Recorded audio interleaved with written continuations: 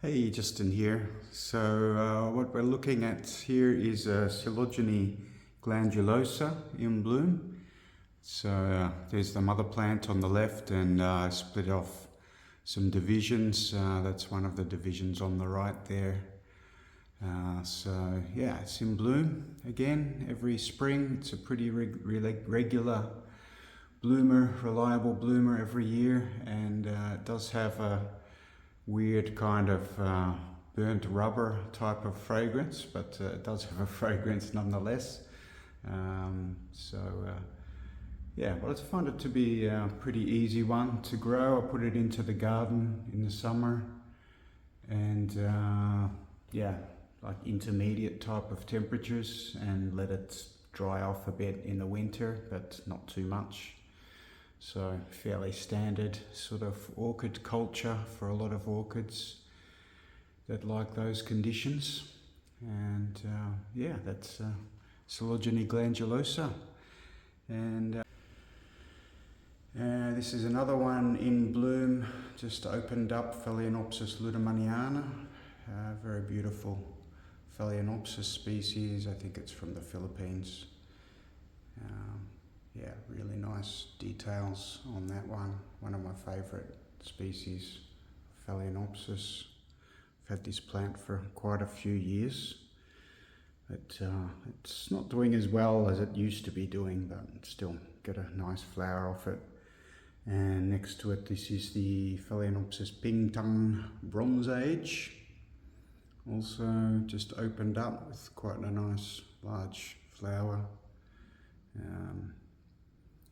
Yes, I've had that one for a couple of years. And underneath that, we've got a couple of dendrocoeloms, which are, of course, a part of Coelogyne now, but I guess it's Coelogyne subsection dendrocoelom or something like that. This one on the left hasn't opened up yet, or just opening up now. It's dendrocoelom cobianum, I think it is. Pretty hard to get it to focus on that. There we go. The individual flowers are very small. It's a translucent orange lip on the translucent green background. Got a few pieces of that as well. I split it up years ago, so the one underneath, that's also the same one. They're pretty slow growing, but again, just intermediate temperatures, outdoors in the summer here in the Netherlands, in a well sheltered spot. It's quite humid here in the Netherlands most of the year, so that seems to suit it pretty well. And next to that, we've got another dendrocoelom. I've got the tag on it. It seems like I've lost the tag. This is the white one. It's this one actually, well, these are both fragrant. The one on the left is, yeah, it's also a little bit of that burnt rubber kind of aroma, but not as much as the Coelogyne glandulosa. And this one, which will open up white with little white flowers, has a really nice citrus fragrance. So that will be nice when that's opened up. And another one that's just opened up again, another regular bloomer. This is Paphiopedilum greytrixianum. Pretty tough plant, easy to grow. So yeah, I think this one's probably adaptable to different types of conditions, but I grow it yeah, intermediate, I'd say, in the winter, and kind of warm in the summer. But they seem to be quite adaptable. It's a really nice species nonetheless. So while we're just enjoying that view of the orchids in bloom, I just also want to give a little update on the treatment for the mealybugs and neem oil, usage of neem oil. I watch Stephen Van Kemper's Lewis channel. I think it's really a lot of good information there. He's a really good grower, and he was saying that the neem oil is snake oil for orchids.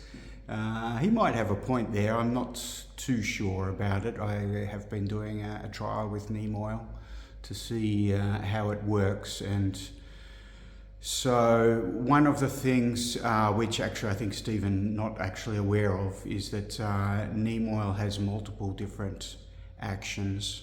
So one of the actions is as a suffocant, a smothering agent, so you can kill the mealybugs in that way. But that mode of action, I mean, there are probably other insecticides which would do that much better than neem oil would, so probably not worth it purely for that. But I think it's the secondary action which is much more interesting, and that is a chemical. I'll put the name up on the screen because I'm not going to try to pronounce it, but basically there is scientific evidence to suggest that there is a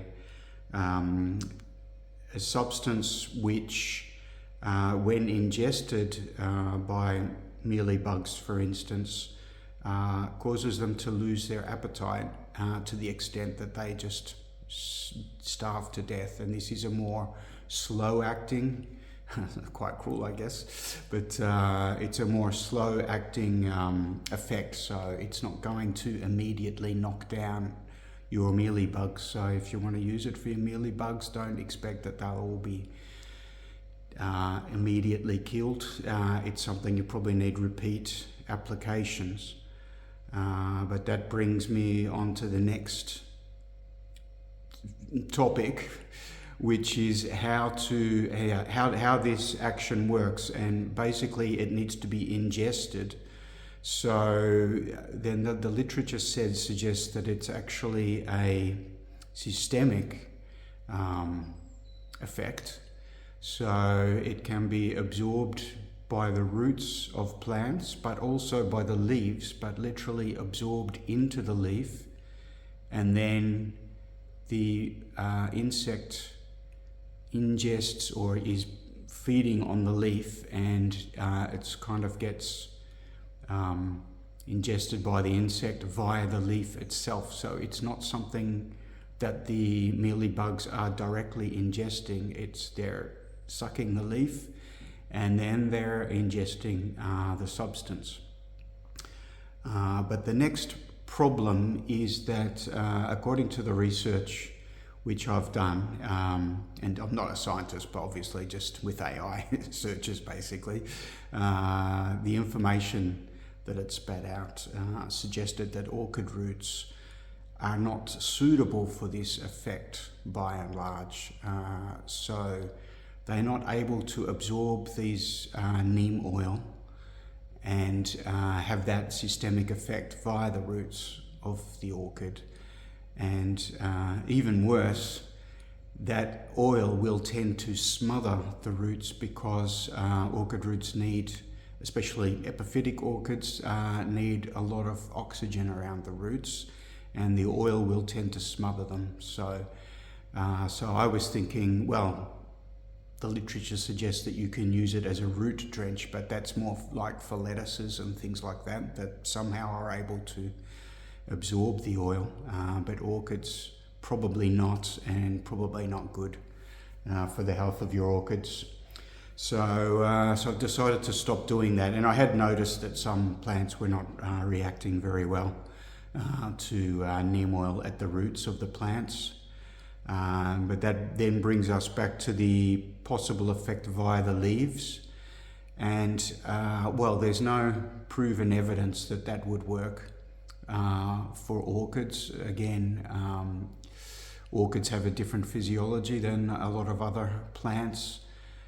And whether they are able to absorb the neem oil via the leaves or not, I don't think there's any real scientific evidence for that, at least not from my searches, which doesn't mean that it really is not possible that it has that effect, only that there is no proven literature to suggest that that effect would work. So it is entirely open for debate whether neem oil is effective for orchids. If you think it is, please leave a comment and explain your experience with it. I suspect it might vary from genera to genera, from species to species, perhaps, depending on the physiology of the leaves, whether they're able to actually absorb some of these compounds via the leaves.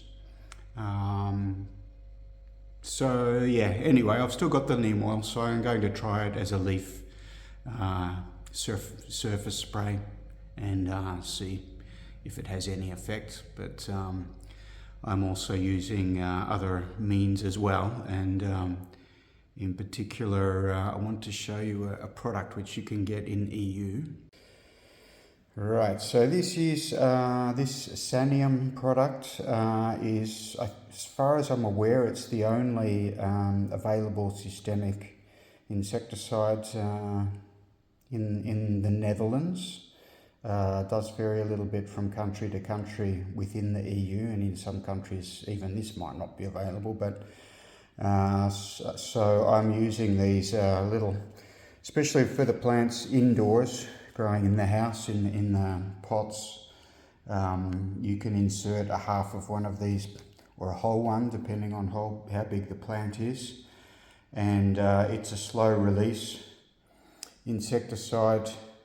It also, so you can see that's the wool louse, that's the mealybugs, they're the ones that I'm trying to get rid of. But yeah, I think this actually is quite an effective approach, and there's also a liquid which you can get, which also contains Sanium, but then without the fertilizer. So you can take your pick which approach you want to use, and these pills, supposedly they last for 3 months, but I think on orchids it might actually be longer because they've got the wet-dry cycle, so they won't be drying up, they won't be dissolving as rapidly as they might in a standard potting mix. So yeah, so I was able to get, so I've got 20 here, and I was able to get them online for €10 for 20, so that's 50 cents per pill, and if you do a half a pill for each little orchid, it's 25 cents basically per orchid, let's say 50 cents a year. So that might be interesting depending on how large your collection is, but I haven't been able to find any other systemic insecticides that are really available for non-professional use. It is possible to get the neonicotinoids, I think they're called, which are the ones that are very harmful for bees and the environment in general. It is possible to get them via imports from various countries. Of course, being the EU, there's lots of backdoors and things like that, so you can get them, but I'd rather not, to be honest. I'd rather not use them. They're pretty nasty. They're proven to be very nasty, and I just think it's not a good practice. This, well, I still wouldn't say it's wonderful, but it's a lot less damaging for the environment than the neonicotinoids, at least. And then, yeah, aside from that, well, if the neem oil is not effective, then I guess you can look at stuff like black soap, savon noir, I think someone mentioned on one of the comments. So there are a couple of different things. That's more like an organic, I think, type of treatment with olive oil extract or something, or olive extract, and there are some other insecticidal soaps in that gamma, in that range, with extracts of different things which you can try out, and I just think you have to be careful with them. Certain plants might not react very well, so something, a bit of trial and error, I guess, to see how well they work in your collection. And actually that reminds me, another thing with the neem oil, if you are going to use it as a spray on, it's very important to realize that it is an oil, and it will magnify the rays of the sun, so there's that type of effect. So it could result in burns on the leaves of your plants if you apply it in the full heat of the day, in full sunlight or under strong lights. So something to be aware of.